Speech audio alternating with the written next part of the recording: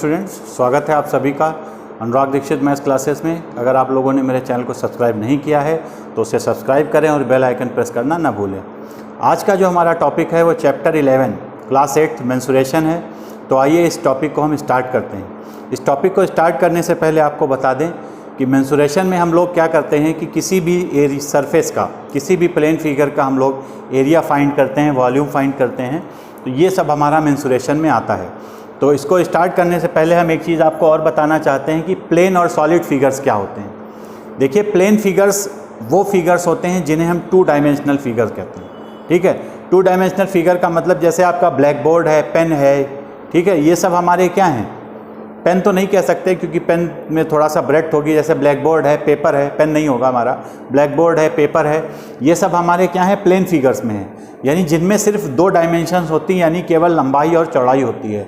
यानी जिन वस्तुओं में केवल लंबाई और चौड़ाई होती है वो हमारे 2 डायमेंशनल यानी प्लेन फिगर्स कहे जाते हैं, प्लेन शेप्स कहे जाते हैं। आप सब देख सकते हैं, जैसे ये हमारा रेक्टेंगल है, पेंटागन है, सर्किल है, ट्रायंगल है, ये सब हमारे क्या हैं, ये सब हमारे प्लेन फिगर्स आते हैं, प्लेन शेप्स होते हैं। और इसी प्रकार सेम इसी तरह क्यूब है, क्यूबॉइड है, स्फेयर है, सिलेंडर है, ये हमारा कोन है, ये सब हमारे एक पिरामिड है, ये सब क्या हैं, ये सब हमारे सॉलिड फिगर्स में आते हैं। यानी सॉलिड फिगर में 3 डायमेंशंस होती हैं। 3 डायमेंशंस का मतलब उसमें लंबाई भी पाई जाएगी, चौड़ाई भी पाई जाएगी और ऊंचाई भी पाई जाएगी। लेकिन जिसमें केवल लंबाई और चौड़ाई पाई जाती है उन्हें हम लोग जो है वो प्लेन और सॉलिड फिगर्स कहते हैं।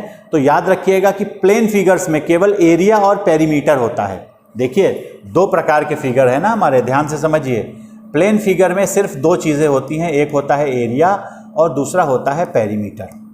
ठीक है, लेकिन जो हमारे सॉलिड फिगर्स होते हैं, जैसे जो सॉलिड शेप्स हैं हमारे, उसमें जो है हमारी तीनों चीज़ें पाई जाएंगी। एरिया भी पाया जाएगा, पेरीमीटर भी पाया जाएगा और साथ साथ पेरीमीटर, साफ साफ लिख देता हूँ, पेरीमीटर, और तीसरा जो है हमारा वॉल्यूम, यानी 3 चीज़ें पाई जाती हैं। तो एक एक करके हम सभी हेडिंग्स को आपके बीच डिस्कस करेंगे। तो आइए हम स्टार्ट करते हैं। सबसे पहले बात उठती है कि पेरीमीटर क्या है। ठीक है, पेरीमीटर, व्हाट इज पेरीमीटर। आप देख सकते हैं, when your family puts a new fence around your home. ठीक है, यानी अगर आपका कोई घर लिया है और आपसे कहा जाए कि घर के चारों ओर बाड़ लगानी है, बाड़ लगानी है, चारों ओर मतलब एक तार खींचना है। ठीक है, तो इन दैट केस हम पेरीमीटर की बात करते हैं। यानी when your family puts a new fence around your home, how will you they ने how much fence they need, यानी कितना तार आपको चाहिए। यानी उस केस में हमको उस फिगर का पेरीमीटर चाहिए होगा। ठीक है, वो बात अलग है कि वो हाउस है, लेकिन हम उसके चारों ओर की बात कर रहे हैं। ठीक है, यानी एक बाउंड्री की बात कर रहे हैं। जैसे रेक्टेंगल है तो रेक्टेंगल की लंबाई यानी चारों ओर की लंबाई यानी चारों भुजाओं का सम क्या होगा, दैट इज पेरीमीटर। स्क्वायर है, अगर स्क्वायर की चारों साइड्स का सम निकाल दें दैट इज पेरीमीटर। सर्किल है, सर्किल की चारों ओर की बाउंड्री को अगर हम नाप लें that is circumference. Perimeter, circle के केस में उसी पेरीमीटर को हम लोग सरकमफ्रेंस के नाम से जानते हैं। यानी पेरीमीटर कोई नई चीज़ नहीं है, आप लोग लोअर क्लासेस में क्लास 7th में पढ़ चुके होंगे। यानी it is the sum of outer distance, यानी बाहरी जो डिस्टेंस है या बाहरी साइड्स हैं, अगर हम उसको सम करें तो वो हमारा जो है पेरीमीटर होता है। तो यहाँ पर कुछ प्लेन फिगर्स हैं, दिख भी रहे होंगे आपको साफ साफ। सबसे पहले स्क्वायर है, स्क्वायर का पेरीमीटर क्या होता है। ठीक है, फार्मूलाज यहाँ पर लिखे हैं। तो हम मान लेते हैं कि ये जो स्क्वायर है, इस स्क्वायर की जो साइड है वो यहाँ पर स्मॉल ए है, दिख रहा होगा। तो स्क्वायर का जो पेरीमीटर होगा वो क्या हो जाता है, 4a। मैं थोड़ा बड़ा बड़ा लिख दे रहा हूँ, हो सकता है आपको दिख ना रहा हो, यानी 4 इंटू साइड। अगर आपसे कहा जाए कि स्क्वायर का पेरीमीटर निकालिए तो आप सीधे फार्मूला स्क्वायर के लिए लगाएंगे P इक्वल्स टू 4a, जहाँ पर a क्या है, जहाँ पर a जो है ये इसकी साइड है। ठीक है, अच्छा, पेरीमीटर की यूनिट की अगर हम बात करें तो पेरीमीटर की यूनिट अगर लेंथ हमारी सेंटीमीटर में है तो पेरीमीटर की यूनिट सेंटीमीटर में होगी। अगर साइड्स हमारी मीटर में है तो पेरीमीटर की यूनिट जो होगी वो हमारी मीटर में होती है। यानी जिसमें भुजाएं दे रखी हों उसी में हम लोग पेरीमीटर की यूनिट को लिखते हैं। थोड़ा सा और एक चीज़ ध्यान दीजिएगा आप लोग कि अगर मान लो रेक्टेंगल है, अभी तो स्क्वायर की बात कर रहे हैं, मान लो रेक्टेंगल है और रेक्टेंगल की साइड्स अगर एक सेंटीमीटर में है और दूसरी मीटर में है तो आपको पेरीमीटर निकालने से पहले आपको उनकी यूनिट को सेम करना होगा, यानी या तो सभी साइड को मीटर में कन्वर्ट कर लेना होगा या सभी साइड्स को सेंटीमीटर में कन्वर्ट कर लेना होगा, यानी दोनों यूनिट को सेम करना होगा, अदरवाइज डायरेक्ट ऐड मत कर दीजिएगा।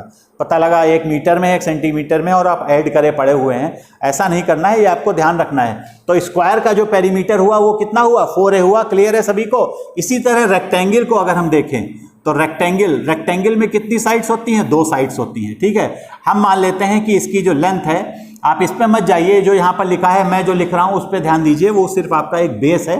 मान लेते हैं स्क्वायर का जो लेंथ, रेक्टेंगल की जो लेंथ है वो हमारी l है और जो ब्रेड्थ है वो b है। तो इस केस में अगर हम पेरीमीटर को ध्यान दें तो L कितने होंगे, ये भी L हो जाएगा, ये भी B हो जाएगा, तो 2L हो जाएंगे, 2B हो जाएंगे। यानी अगर चारों साइड्स को जोड़ेंगे तो 2L और 2B हो जाएंगे। और अगर हम 2 कॉमन लेते हैं तो रेक्टेंगल का जो पेरीमीटर होता है वो होता है 2 टाइम्स L प्लस B। ये आप लोग ध्यान रखिएगा। और इसका भी जो आंसर होगा वो सेंटीमीटर या मीटर में होगा, जहाँ पर L जो है वो लेंथ है और B जो है वो ब्रेड्थ है। इन्होंने जो है A और B मान रखी है, मैं फिलहाल जो है लेंथ को L मान लेता हूँ और ब्रेड्थ को B मान लेता हूँ। फिगर आपके सामने है, ये इस प्रकार का आपका रेक्टेंगल होगा।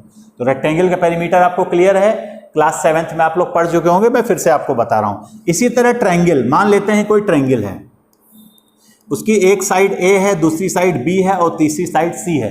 तो इसका जो पेरीमीटर होगा वो क्या हो जाएगा, वो हमारा हो जाएगा A plus B plus C। यानी पेरीमीटर क्या करेंगे हम लोग, तीनों साइड का सम निकाल देंगे, बस और कुछ नहीं करना है। तीनों भुजाओं हमने जोड़ दी, आंसर आ गया। ट्रायंगल में तो बहुत आसान है, रेक्टेंगल में सभी साइड जोड़ दिए तब भी आ जाएगा, बस इसका फॉर्मूला भी याद कर लीजिए, आपको कहीं ना कहीं काम अवश्य आएगा। ठीक है, चलिए अब हम देखते हैं रोम्बस।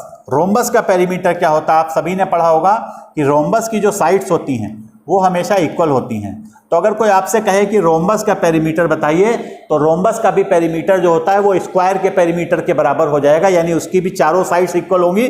तो यहाँ पर भी जो उसका पेरीमीटर होगा रोम्बस का वो 4 इंटू साइड होगा, यानी 4a हो जाएगा रोम्बस का पेरीमीटर। क्लियर है सभी को। चलिए, सर्किल का पेरीमीटर आप सभी लोग जानते हैं। सर्किल के पेरीमीटर को हम लोग सरकमफेरेंस के नाम से जानते हैं। किस नाम से जानते हैं, सरकम, CIRCUMFERENCE। और सरकमफेरेंस कितना होता है, 2πr। यानी सर्किल का जो सरकमफेरेंस होता है वो हमारा 2πr होता है। क्लियर है सभी को, समझ गए आप लोग। इसके बाद उठती है पैरेललोग्राम। पैरेललोग्राम क्या चीज़ है, पैरेललोग्राम हमारा जो है वो आप लोग जाने होंगे, हमने पढ़ाया था काफ़ी डिटेल से पैरेललोग्राम के बारे में। अपोजिट साइड्स पैरेलल होती हैं, अपोजिट साइड इक्वल होती हैं, डायगोनल्स एक दूसरे को बाइसेक्ट करते हैं, बहुत सारी प्रॉपर्टीज़ हैं। तो फिलहाल हमने एक पैरेललोग्राम बनाया। ठीक है, मान लेते हैं कि पैरेललोग्राम की एक साइड A है, दूसरी साइड B है। तो आपको मालूम है कि पैरेललोग्राम की अपोजिट साइड जो होती है वो इक्वल होती हैं। तो अगर इसका हम पेरीमीटर निकालें, मान लेते हैं L और B मान लो, तो ज़्यादा अच्छा रहेगा, क्योंकि आप लोग नॉर्मली लेंथ और ब्रेड्थ का प्रयोग करते हैं। A और B भी मान सकते हैं, नो प्रॉब्लम। यहाँ पर A और B ले रहे हैं, आप A और B लीजिए, मैं L और B के टर्म में दिखा रहा हूँ क्योंकि याद करने में थोड़ा आसानी होती है। ठीक, तो इसका जो पेरीमीटर होगा वो क्या हो जाएगा, वो भी जो है P इक्वल्स टू रेक्टेंगल के बराबर हो जाएगा, 2 टाइम्स L प्लस B। क्योंकि पैरेललोग्राम जो है और रेक्टेंगल बेसिकली पैरेललोग्राम है, तो जो पैरेललोग्राम का पेरीमीटर होगा वो रेक्टेंगल के पेरीमीटर के बराबर होगा, यानी 2 टाइम्स L प्लस B होगा। अपोजिट साइड्स L हो गई, इधर वाली B हो गई, दोनों को जोड़ा, कॉमन लिया, 2 क्या आ गया, 2 टाइम्स L प्लस B। तो पैरेललोग्राम का अगर कोई आपसे पेरीमीटर पूछता है तो 2 टाइम्स L प्लस B ही आप लोग कहेंगे। ठीक है, अब आता है ट्रेपेजॉइड। ट्रेपेजॉइड मतलब अपोजिट, ट्रेपीजियम का ही वो एक प्रकार का रिश्तेदार है। मैंने अंडरस्टैंडिंग क्वाड्रिलेटरल्स में आप लोगों को पढ़ा दिया है, आप लोग समझ भी गए होंगे। तो ये आपका ट्रेपीजियम है। तो मान लेते हैं एक ट्रेपीजियम है, ठीक, जिसकी जो अपोजिट साइड्स हैं वो जो चारों साइड्स है वो अब एक मेज़र की तो होती नहीं, सभी अलग अलग होती। तो हम मान लेते हैं ये A है, ये B है, ठीक, ये C है और ये D है। तो इसका जो पेरीमीटर होगा वो कितना हो जाएगा, वो हो जाएगा A plus B plus C plus D। यानी इसमें भी हम लोग क्या करेंगे, चारों साइड्स के सम को बराबर कर देंगे तो उसका पेरीमीटर आ जाएगा। इसी तरह अगर रेगुलर एन गन है, रेगुलर एन गन का मतलब पेंटागन, हेक्सागन, डेकागन, जितने भी गन है रेगुलर अगर है तो उसमें क्या करते हैं, जैसे हेक्सागन है, हेक्सागन का अगर पेरीमीटर निकालना है तो आप क्या करिए, जो उसकी साइड हो उसको 6 से मल्टीप्लाई कर दीजिए। अगर पेंटागन का पेरीमीटर निकालना है तो उसकी जो एक साइड हो उसको 5 से गुणा कर दिया, अगर रेगुलर है तब, क्योंकि रेगुलर में ही साइड बराबर होंगी तभी हम मल्टीप्लाई कर सकते हैं। तो यहाँ पर रेगुलर n गन का पेरीमीटर जो इन्होंने लिखा है वो n इंटू साइड लिखा है, यानी n का मतलब जो है वो नंबर ऑफ साइड है और ये साइड का मतलब लेंथ ऑफ साइड, यानी या इसको n into length of side कर दीजिए, या साइड ब्रैकेट में करिए। साइड का मतलब यहाँ पर जितनी बड़ी साइड होगी उसको n से मल्टीप्लाई कर देंगे। n का मतलब जितनी भुजाएं हैं उनकी संख्या, अगर 5 भुजाएं हैं तो यानी पेंटागन है तो 5, हेक्सागन है तो 6, हेप्टागन है तो 7, ऑक्टागन है तो 8। तो इस प्रकार आप लोग इसमें n की वैल्यू चेंज कर देंगे और साइड का मतलब जितनी बड़ी साइड हो उसमें आप रख दीजिए, ये आपका पेरीमीटर निकल आएगा। तो उम्मीद करते हैं पेरीमीटर के बारे में आपको क्लियर होगा। It is the outer distance, basically it is the outer distance of a plane figure, ठीक है। या जो भी सॉलिड होगी उसी की भी बाउंड्री, जो बाउंड्री होती है, बाउंड्री के जो मेजरमेंट को हम लोग पेरीमीटर कहते हैं। अब बात उठती है एरिया क्या है, व्हाट इज द एरिया, ठीक है। अगर आपसे कहा जाए if your parents want to put a new carpet in a room, अगर आपके पिताजी या आपके पेरेंट्स माता पिता कहते हैं कि कारपेट बिछानी है कमरे में, तो how will they know about how much carpet to buy. अगर उनको ये पता करना है कि कितनी कारपेट हमें खरीदनी है, ठीक है, तो उस केस में हमको क्या करना होगा, उस कारपेट का एरिया फाइंड करना होगा, ठीक है। अगर कारपेट बिछानी है या खेत है, अगर खेत का हमको क्या करना है, उसकी जुताई करनी है, ठीक है, दीवालों को पेंट करना है, ठीक है, फर्श को अगर हमें क्या करना है, सफाई करनी है, तो इन दैट केस हमें क्या करना होता है, एरिया फाइंड करना होता है, ठीक है। तो एरिया आपको क्लियर हो गया, व्हाट इज़ द एरिया। बाकी डीप में आप लोग लोअर क्लासेस में पढ़ चुके हैं। सिर्फ आप एक आइडिया लगाइए कि एरिया कब हम एरिया निकालेंगे, कब हम पेरीमीटर निकालेंगे, ठीक है। तो अगर फेंस वेंस की लंबाई नापने को कहा जाए, बाउंड्री चारों ओर कितनी होगी, तो पेरीमीटर होगा।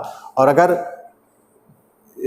इस टाइप का सवाल है, ठीक है, अगर कारपेट की लंबाई निकालनी है, कितना खेत जोतेंगे, ठीक है, तो उस केस में हमको एरिया जो है निकालना होगा। तो यहाँ पर प्लेन फिगर हमारे बने हैं, उनके एरिया हम आपसे डिस्कस कर लेते हैं। सिर्फ फार्मूला याद कर लीजिए, बाकी डिटेल में आप लोग लोअर क्लासेस में पढ़ चुके हैं, ठीक है। जैसे सबसे पहला प्लेन फिगर आता है हमारा ट्रायंगल, ठीक है। तो ये मान लीजिए यहाँ पर ट्रायंगल है जिसका बेस b है और हाइट जो है वो h है। ये इसकी क्या है, हाइट है, हाइट h है, बेस b है। तो उस केस में जो इसका एरिया होगा वो क्या होता है, ट्रायंगल का एरिया होता है हाफ बेस इंटू हाइट। ये आप लोग याद कर लीजिए, ठीक। ट्रायंगल का एरिया होता है हाफ बेस इंटू हाइट, ठीक है। इसी प्रकार रेक्टेंगल का मान लेते हैं, कोई रेक्टेंगल है जिसकी जो ब्रेड्थ है वो b है और लेंथ कितनी है, मान लेते हैं l है, ठीक। तो इसका एरिया जो होता है रेक्टेंगल का वो l इंटू बी होता है, ये हमेशा याद रखिएगा। ये रेक्टेंगल का एरिया जो होता है वो लेंथ इंटू ब्रेड्थ होता है। और इन्होंने बेस और हाइट मान रखा है, तो बेस इंटू हाइट भी कह सकते हैं, कोई फर्क नहीं, सिर्फ नाम का फर्क है। बाकी हमको दोनों साइड को मल्टीप्लाई करना होगा तभी उसका एरिया आएगा। तो रेक्टेंगल का एरिया l इंटू बी हो गया। ट्रेपीजियम का एरिया, जैसे ये ट्रेपीजियम है, आप लोगों ने ट्रेपीजियम पढ़ा होगा, ठीक है। ट्रेपीजियम का एरिया क्या होता है, ट्रेपीजियम का एरिया होता है, जैसे हमने पढ़ा है कि ये जो साइड्स होती हैं अपोजिट साइड्स ट्रेपीजियम में पैरेलल होती हैं और ये उनके बीच की डिस्टेंस होती है। मान लेते हैं डिस्टेंस कितनी है, h, ठीक। जो नॉन पैरेलल साइड्स हैं, सॉरी, जो पैरेलल साइड्स हैं उनके बीच की डिस्टेंस कितनी है, h। और जो नॉन पैरेलल, जो ये पैरेलल साइड है, इनकी लंबाई कितनी है, a और b है। तो इसका जो एरिया होता है वो होता है half a plus b into H. H का मतलब इनके बीच की डिस्टेंस, ठीक है। जैसे ट्रेपीजियम है, मान लो ये 3 है, ये मान लो 4 है, जो पैरेलल साइड है वो 3 और 4 हैं, और इनके बीच की दूरी अगर मान लेते हैं 5 है, तो क्या हो जाएगा एरिया, हाफ 3 प्लस 4 यहाँ पे लिखेंगे, और हाइट यानी distance between parallel side. Height का मतलब यहाँ पर क्या है, डिस्टेंस बिटवीन पैरेलल साइड। ए और बी क्या है, ए है पैरेलल साइड्स की लंबाई, जो पैरेलल साइड्स हमारी ट्रेपीजियम में होती हैं उनका मेजरमेंट है। तो ये ए और बी जो पैरेलल साइड्स हैं उनका मेजरमेंट है, इंटू एच हो जाएगा। क्लियर है सभी को। ऐसे ही स्क्वायर का एरिया आप सभी लोग पढ़ चुके हैं। मान लेते हैं स्क्वायर की साइड जो है वो ए है, तो इसका एरिया जो होता है वो साइड का स्क्वायर होता है। ये सब आप लोग पढ़ चुके होंगे, ठीक है। ऐसे ही पैरेललोग्राम अगर है, पैरेललोग्राम का अगर एरिया चाहिए तो क्या होता है, मान लेते हैं ये पैरेललोग्राम है जिसका बेस बी है और हाइट h है, तो इसका एरिया जो होता है वो बेस इंटू हाइट होता है। ऐसा ही रेक्टेंगल का एरिया भी बेस इंटू हाइट है, कोई नई चीज़ नहीं है, बस हमने थोड़ा सा रिप्रेजेंट करने का तरीका चेंज किया है, बाकी कोई फ़र्क नहीं। ऐसे ही पैरेललोग्राम का अगर बेस l है और हाइट b है तो l इंटू बी हो जाएगा, यानी दोनों साइड्स को हमको मल्टीप्लाई कर देना है, चाहे वो रेक्टेंगल हो चाहे वो पैरेललोग्राम है। और आप पहले से जानते हैं कि पैरेललोग्राम के जो रिश्तेदार हैं वो रेक्टेंगल, स्क्वायर वगैरह सभी हैं। तो रूल वही लगेगा। तो area of parallelogram L into B हो जाएगा। और एरिया ऑफ सर्किल सभी लोग जानते हैं, एरिया ऑफ सर्किल जो होता है वो पाई आर स्क्वायर होता है। तो हमारी जो प्रश्नावली है, यानी ये जो एक्सरसाइजेस हैं चैप्टर 11 है, ये सब इन्हीं फार्मूलेस पर बेस्ड है। तो इन फार्मूला का हमें याद रखना है, फार्मूले भूलना नहीं चाहिए आप लोगों को, अच्छे से याद करिएगा। और यूनिट जो होती है तो हमेशा यूनिट याद रखिएगा, अगर सेंटीमीटर में है तो एरिया जो होगा वो सेंटीमीटर स्क्वायर में होगा, अगर सभी साइड मीटर में है तो एरिया जो होगा वो मीटर स्क्वायर होगा।